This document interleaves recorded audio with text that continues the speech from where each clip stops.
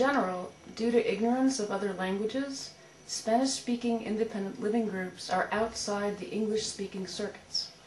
This fact seems to make them invisible within the independent living movement. Is that also your feeling? Well, I think it depends on the country, because in the United States there's a growing population of Spanish-speaking people, so we're seeing a stronger influence from the Spanish-speaking population and more of the literature in Spanish and English, and a slow growing number of bilingual leaders, Spanish and English speaking. Internationally, I think we have some people from Latin America, in Argentina, that are doing work in the area of independent living, and a larger group in Brazil working in independent living. And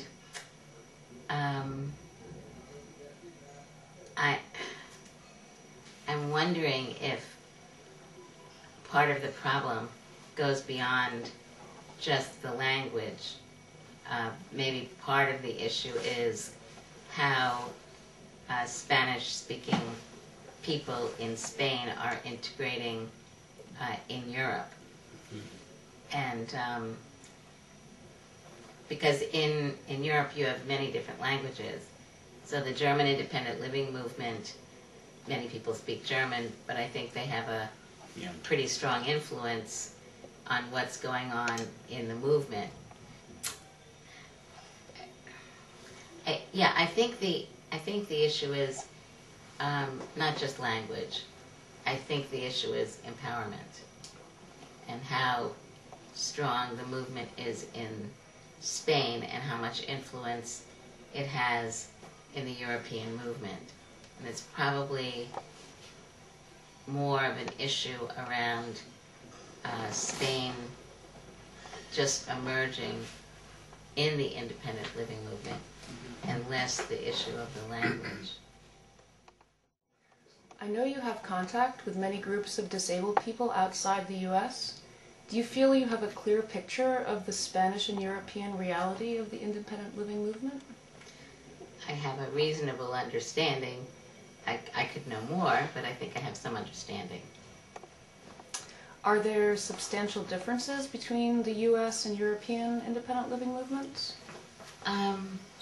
I would say philosophically they're the same. Philosophically they're looking at the empowerment of disabled people and working with government to have government change policies so that it enables disabled people greater choice, the ability to become integrated into the community, and to have access to everything that non-disabled people have.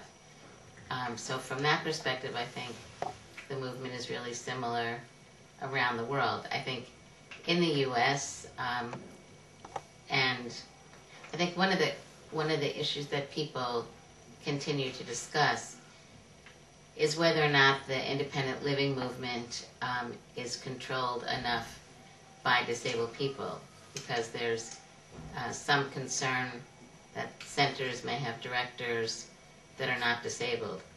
But in the United States, the Centers for Independent Living that receive money from the federal government, 50% or more of the staff and 50% or more of the board of directors must be disabled people.